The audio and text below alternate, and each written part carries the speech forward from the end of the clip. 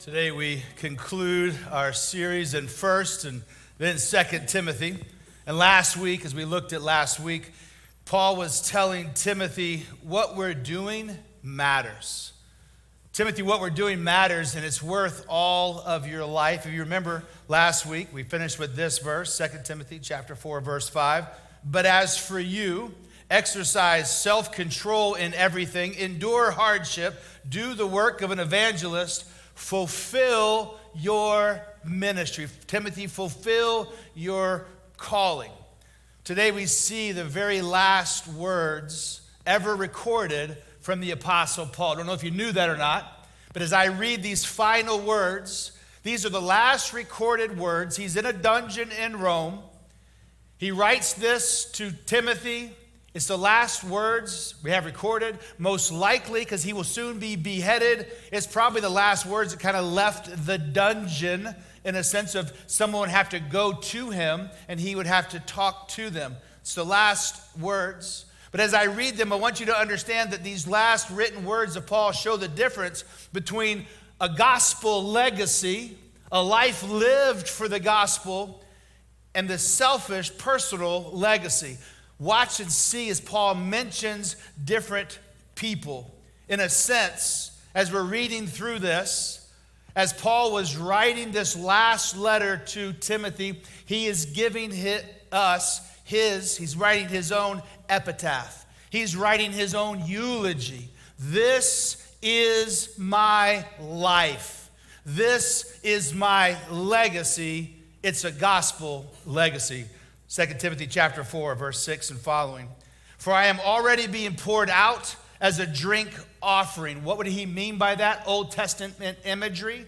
Paul is understanding that Timothy would know this. In the Old Testament, they would do their sacrifices. And when they poured out the drink, it was the end of the sacrifice. It was over. Paul knows his life is ebbing towards an end.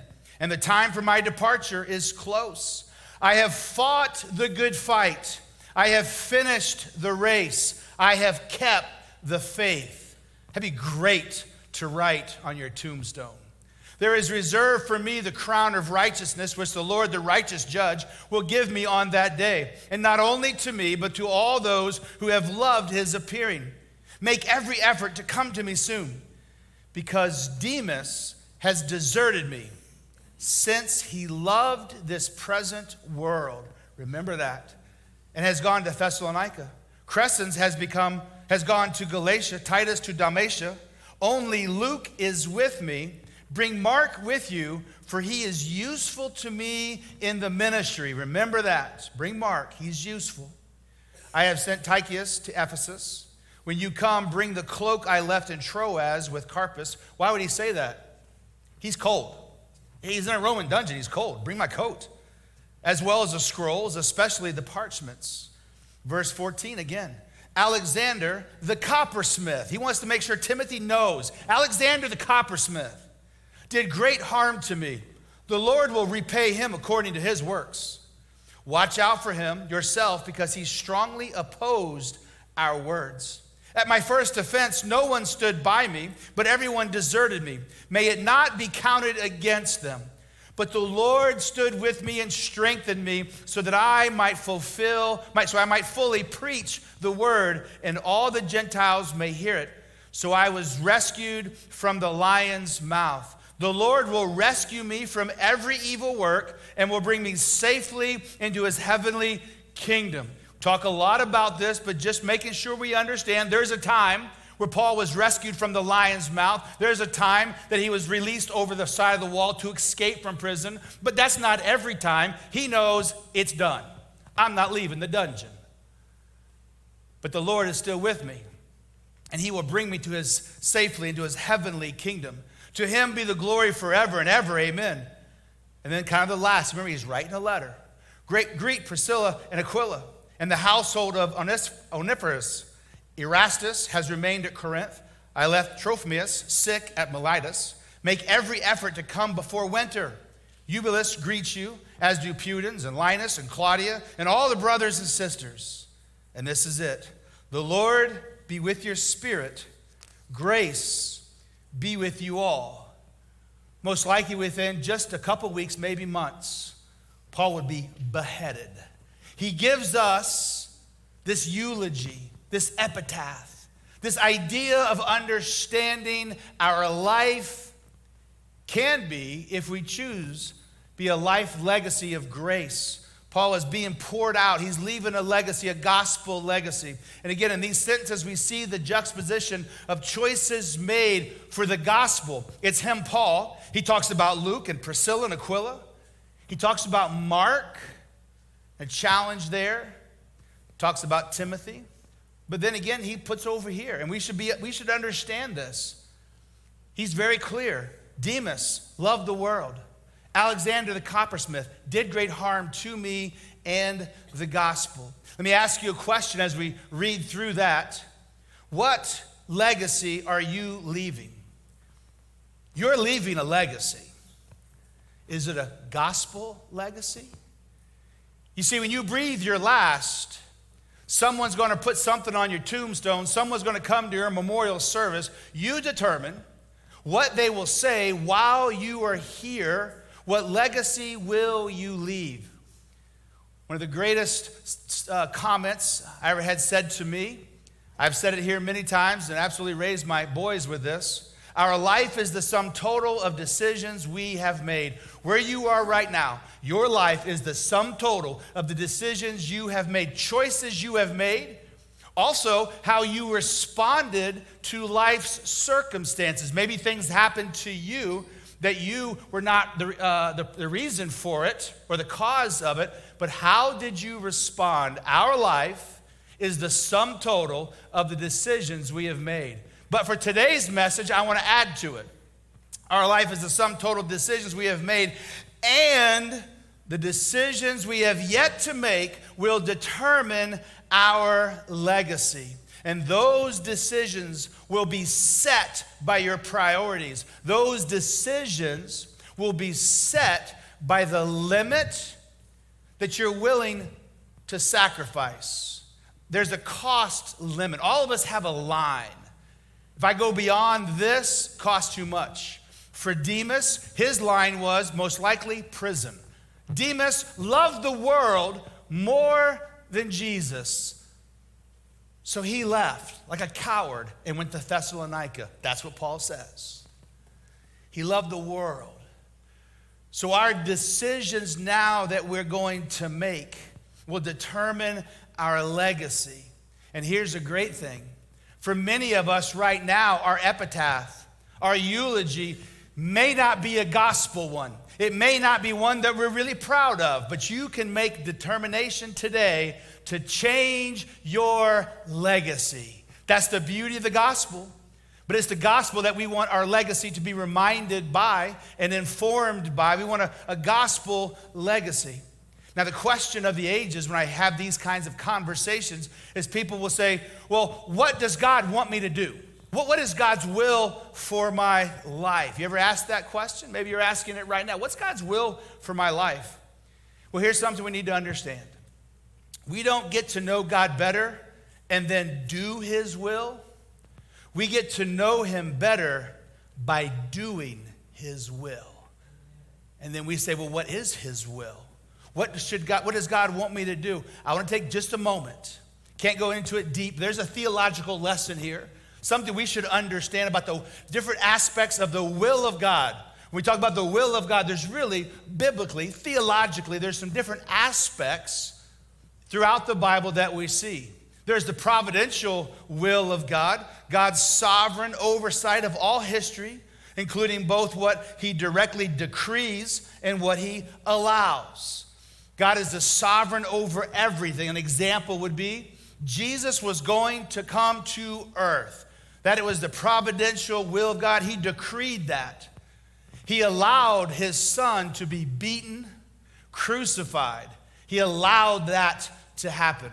Predetermined, Jesus is going to come. There's a predetermined sense of what God is doing. You can't stop it. I can't stop it. Nobody can stop what God's going to. This is the providential will of God. Where you were born, who you were born to, providential will of God. Then there's the perceptive will of God. And if you go and look, there's all kinds of different words people give these, but the definitions are most important. The perceptive will of God, or sometimes the moral will of God. God's biblically revealed commands and moral standards outlining what he wants us to do and what he doesn't want us to do. And we don't get to pick and choose. God has said, this is my moral will, or this is my perceptive will. This is what's right. And if you do this, this is right. And these are the things you shouldn't do. And you don't get to barter about it. You can't change it. It doesn't change. This is the set idea from God. The Bible says we're not to steal. We're not to do that. But we are to, as we talked about last week, we are to serve. And so God sets the will in motion. People say, should I serve in the local church? Well, of course you should. That's the will of God. It's the moral will of God. It's the perceptive will of God. What you do with it. Many of us are maybe watching the basketball tournament. Cooper Flagg from Duke, he's a freshman. He's a phenom. According to people who like basketball, he'll be the #1 draft pick. Guess what? Providential will of God. He's 6'9". He can't take any claim for that. He did nothing. What he does with his 6'9" frame, what he does with the decisions he makes, takes us to the permissive will of God. God's providential will is 6'9". What are you going to do with it? How are you going to use your life? The permissive will of God is God's allowance of personal choice, even though it may not be for what is best or even right. You have the decision. Some of you came today and you wore long pants. Some of you wore shorts. You had that free will to make that decision. That's the permissive will of God. This is the one, as pastors, we're always talking about. Who am I going to marry? What's my job going to be? You don't have to ask the question, should I steal? Well, no, you shouldn't steal, because that's taken care of in the perceptive, moral will of God. Does that make sense? This is the permissive.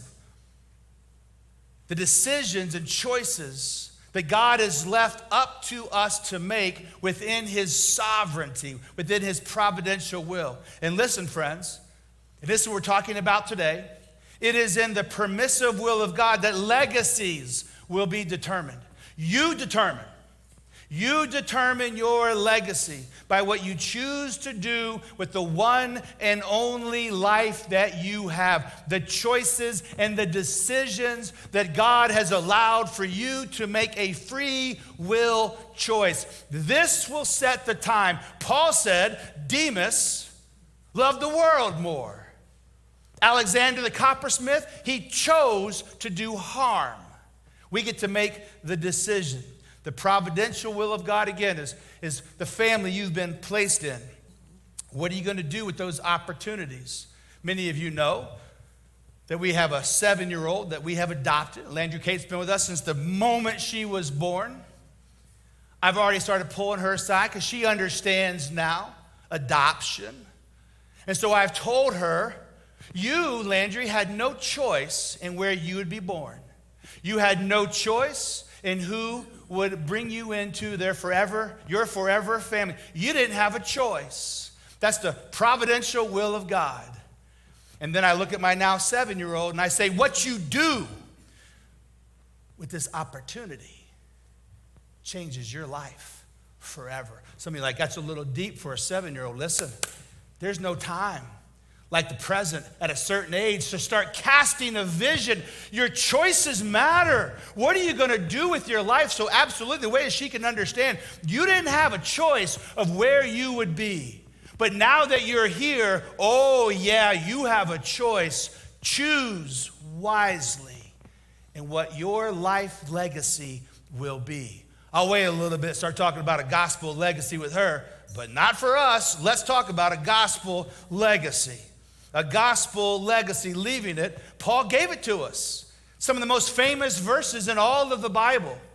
His will needs to become our will, and it is the will to fight. I have fought the good fight. Your legacy, your gospel legacy, will be determined by your ability, your will to fight. To fight for what is right and pure. To fight against temptations. To fight against what is easy and safe. Again, a phrase, we're going to get some t-shirts made for my men's group. Don't be a Demas. Demas loved the world. He left. He's a coward. He loved the world. James chapter 4 says that friendship, love for the world, makes us an enemy of God. Well, I thought we were supposed to love people. That's not what he's talking about. He's talking about when we love the world, we love it more than Jesus, what the world can offer to us, then we now are choosing to be a Demas. Don't be a Demas. He loved the world. We have to have the will to fight for what is right, a will for our personal selves to fight against temptations. But listen, make sure we understand, a gospel legacy is not about how many people know your name when you die. It's not about fame. It's not about how much money you died with, how many companies you had, all the resources. It doesn't mean any of those things. In my sense of ministries, it doesn't matter how large the ministry. Are you a well-known podcaster? Does everybody in the world know who you are? Gospel legacy has nothing to do with fame or fortune. Listen, friends, it is determined by what you do or what you did, if you're already dead, what you did with what you had, the opportunities that you have. Some of you are so smart. That's the providential will of God. What you do with your smarts, that's your legacy. Some of you are big and athletic. Some of you were born in a wealthy family. My boys will sometimes look at different people like they don't have to work the rest of their life. They're just hugely, their parents are wealthy. They're going to give them their company. Doesn't matter. It's what we do with what we have been given. And because what some of us have been given, we're not going to be famous or have all this huge fortune. But we will, as we will see, we will be held accountable. So that's the great thing. The will to fight. The will to fight is for what God has given to you. You are responsible for you and what God has given to you and the opportunities. But also Paul said, I have fought the good fight. I've finished the race. It's the will to finish. I'm going to go back to Mark. Remember, he said, bring Mark. He's useful to me in the ministry. Let me give you a little bit of a biblical lesson, a Bible lesson on Mark. Mark starts following Jesus, becomes a Christian. And then Mark begins to tag along with Paul on missionary journeys. Somewhere along the way, the missionary trip, the church starting, like AJ's doing, got a little too tough. And Mark, for the most part, it's just biblically true. He's kind of a mama's boy. He leaves. He's a little soft. He misses his mama. He doesn't want the hardship, and he leaves. Paul's not happy. Fast forward. You can read through all this in the book of Acts. Fast forward. Paul's going to go again. Barnabas is like, hey, take Mark. Paul's like, I ain't taking Mark. That mama's boy, coward. I'm not taking Mark. They have an argument. There's an argument in the Bible? Yeah, it's real people. Go read the book of Acts. It's great. Paul says, I'm not taking him. Barnabas, the son of encouragement, says, I'll take him. And even though Paul wanted to write off Mark, Barnabas says, I'll take him. Mark grows in his ministry. Mark learns. And now you fast forward when Paul is dying. Bring Mark to me. He's useful to my ministry. Here's great news. It doesn't matter where you find yourself right now. If you have not had a gospel legacy, a legacy that puts God first, a legacy, again, where you're using your life for the goodness of Christ and people are coming to Christ from ministries. It's the number one thing. If that hasn't been you, you can start right now. If you have been like kind of a Mark, you can change. And your legacy can be absolutely different than what it was. Paul, I want nothing to do with Mark. Bring Mark. He's useful to my ministry. The will to fight, the will to finish over the years, and if you're here and you're a single, you're in your 20s or early 30s, you're a young couple, I want you to listen to this. Over the years, I've seen so many singles, young couples begin to reorient their lives around the gospel, which means they're getting involved in the local church, which is the hope of the world. They're getting involved in their home teams, and they're reorienting their life. And as they're raising their kids, they're reorienting their life around the claims of Christ. They're love, serve, give, share, and things go well. I've seen this for so many years, and then something happens. And Paul said it about Demas.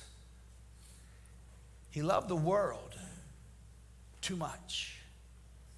He loved what the world offered. For Demas, that was safety. That was don't go to prison.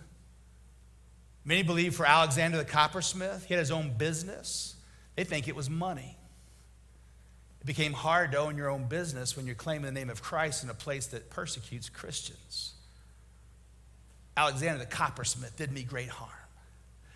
And so I've seen a lot of people, young couples come, but as they get older, the world takes over. Career takes over. Travel sports takes over. Getting stuff takes over. Life becomes too involved. And they lose their legacy drive for the gospel. It's the will to finish strong. Now, many of you know that in 2023, it's how time flies, right? As you know, we started talking about, as a church, not just individuals, as a church, our 25-year legacy, what we were known for. And then we had the nexus, that would be the next chapter. And this would allow us a continuing gospel legacy as a church. Talking about finish. Wanted to bring up, since we're now a little over a year into it, talking about finishing, gospel legacy. Our Nexus building campaign, so many of you know about that. Maybe you're new. But in 2023, we started praying about it, and people just gave to our year-end gift. The first money went to our Go Missions. And then some of it went to AJ and Liberty for that. And then what was left over began kind of our push towards our Nexus Stewardship Building campaign. And so in 2023, we had $118,709 given after all of that to Nexus. And then in January, we revealed to you that people had made pledges of what they would do for 25 months. You had $1,050,000. That's a huge deal. Total amount given is $656,000. Why do I show that? Hey, it's just to give you an update, but also I want you to know I'm right there in there with you. Those of us who made pledges, and we're sacrificing, and we're giving. Finish strong. The will to finish. The will to do something greater than yourself. For many of us, you're sitting here, you were not asked to be involved because you weren't here. Our church would love for you. All of us would love for you to jump in. As we continue to grow, we need more space. But when I think about a legacy, a gospel legacy, it is about finishing, especially when it's challenging, especially when there's something difficult to do. Because the gospel legacy in my life and in your life, that legacy is forged in the fire. That legacy is put deep roots in the valley.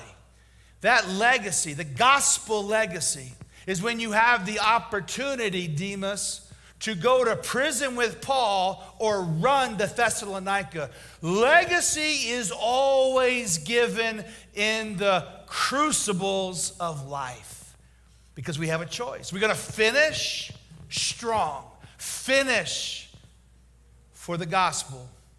Paul, when he's writing this out, also gives this last one. I have fought the good fight. I have finished the race. And I will keep, and I have kept. We have to have the will to keep the faith. What does Paul mean by keeping the faith? That word faith has this very clear word. It's not faith like, well, I'm of the Baptist faith, the Methodist faith. The Greek word is pistos. And it is the word of assurance of truth. The assurance of truth. Truth of Jesus Christ. Truth that Jesus is who he said he was. This is keeping the faith. Because when it gets difficult, when you have choices to make, when you have to respond, what do I truly believe about Jesus? You don't think Paul, while getting the snot beat out of him, sitting in a dungeon prison, when given the opportunity to recant his faith, you don't think he thought through, is this true? Because if it's true, it's going to cost me my life. I have kept the faith. We have to have the will to keep the faith, the will to say what the Bible teaches is true, who Jesus is true, and therefore keeping the faith is I will reorient my life around the claims of Christ. I will do everything informed by the gospel. For those of us who may be new today, I want to always make sure I define. When I say gospel, the Bible talks about the good news of Jesus Christ. That he was born to the Virgin Mary, lived a perfect life, gave his life willingly to die on a cross and was resurrected. He died for our sins because you and I can't do it. That's the good news. It's the gospel of Jesus. So when we say we are having a gospel legacy, it is who Christ is. It is the salvation through Christ alone. And I will reorient my life. Have you reoriented your life around the claims of Christ? At Team Church now for 26 years, we just put it into 4 easy words: love, serve, give, and share. We teach biblically what all those mean, but this is reorienting our life around the truth, the claims of Christ. And sometimes it will be sacrifice for what I truly believe.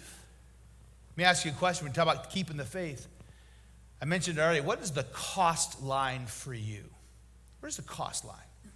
Is there a line that you'll live for Christ, put him first? Is there a line that if it gets too hard, too much sacrifice, too much not being able to enjoy, Demas, the things of the world?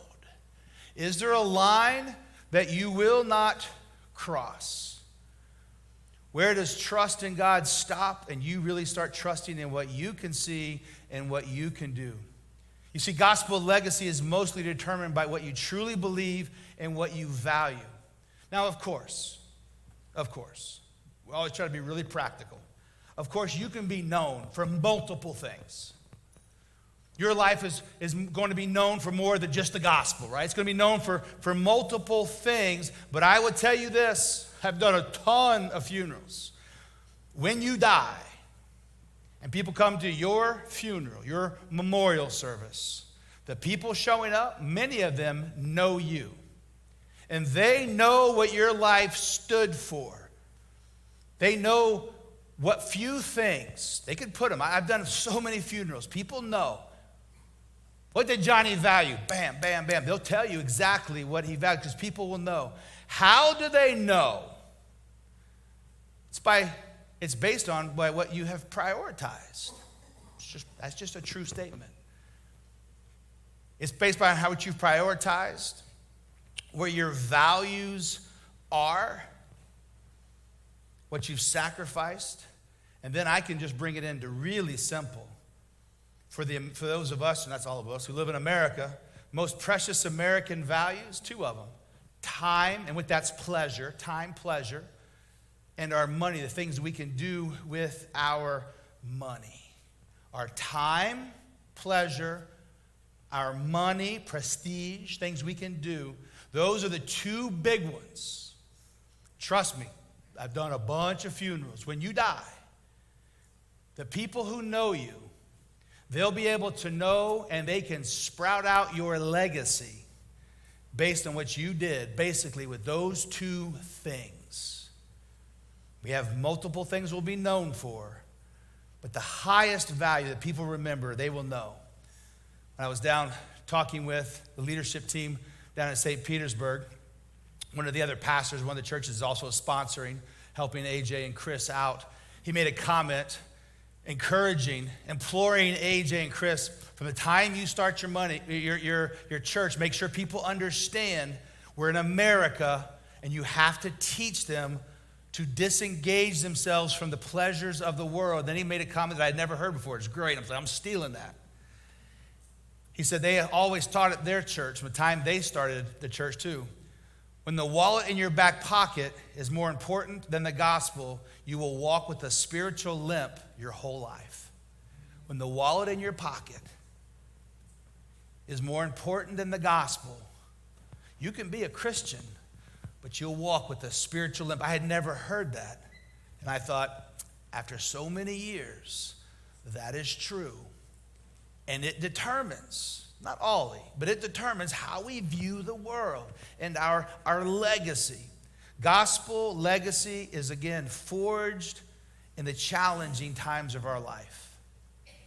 When you think about your legacy, and some of us are young, some of us are high school, college age, early 20s, early 30s, starting our families. You determine now, and then you finish strong. Others of us, we're getting a little closer. We're getting a little closer to the time where somebody's going to write something on your tombstone. We're getting a little closer to the time if somebody's going to stand up and they're going to speak about you. What will they say? What will they say? Did your life impact people for Christ? Again, friends, I've thought about funerals, and I've thought about how people live their life. Did you know that the New Testament, Paul specifically in 1 Corinthians, Galatians, talks about that when you and I as Christians, when we breathe our last, at some way, we will stand before God, not in a salvation, no salvation, heaven or hell thing, but as Christians. Paul alludes to it in 1 Corinthians. He said that we'll stand before God, and what we did here, this is hard teaching, what we did here with what we've been given, the opportunities, what we did here will be tested. And Paul said those that were hay, wood, and stubble would be burned up. Only the things that we have done for Christ, what we have done for ministry, we've done for the gospel, that we've done in God's name, only those would last. I don't know if anybody's ever told you that before. As I read through that, was prepping for this, I thought it was probably a good sermon series. Everybody would probably leave the church. But that we don't know of specifics, but Paul says it, we'll stand there as Christians, and we will give an account. That's your legacy. And the great thing is, we get to determine, as I've already said, we get to determine while we're here. Some of us need to leave today and take some time and begin to look and see, what are we doing with the best passions of our life? What are we doing with the time in our life? What are we doing with our resources? Are we setting up a legacy that will last a lifetime? Or is our legacy going to be done at the end of the week because what we did had no value for eternity? I've done funerals of Christian people, and I've watched as people come up and give their testimonies. Sometimes I knew the person well, and sometimes I didn't. But I've watched the spouse, the kids, aunts and uncles and friends and coworkers. They get up, put the mic down, and they start to give the eulogy. This is this person. This is what they lived for. And I've heard some that were incredible, and they were absolutely gospel legacies. And then I've heard some, when it was all done, I didn't hear anything about Jesus. I didn't hear anything about eternity and what they did for Christ through their church. People said a lot of wonderful things about them. The company they started helped me and my family. The company was great. They were good at this. They were good at that. Nice person. But nothing woven in there had an eternal flavor to it. Now, some of you are like, well, if you started a company, and if your company helped people, isn't that good? It could be. Unless there's no salvation gospel to it. There's a lot of good people who do good things. And they help people. And those people, too, will die with a great job, great lake house, great beach house, great education, great kids, great. They'll just die and go to hell because no one told them about Jesus. No one did anything for them for eternity. You say, well, are we responsible for that? Absolutely. Absolutely. I have fought the good fight. I have finished the race. I have kept the faith, the truth of the gospel. And everything I do at the highest value is for the gospel. Now again, because these are hard words to hear, of course, when we pass, we're going to have more than just, yes, he was a Christian who lived for Christ. But that should be the highest. And then it's going to be, he was a good coach. He's a great dad. He did this. Those are all awesome. And don't hear me say that. But when people give your eulogy, if there's no life change for eternity tied to it, then we don't have a gospel legacy. Many of us, I won't say many, some of us, our legacy right now, it's not even about helping other people without Christ. We're just hard charging in a way that's just for us or our family. What legacy will you leave?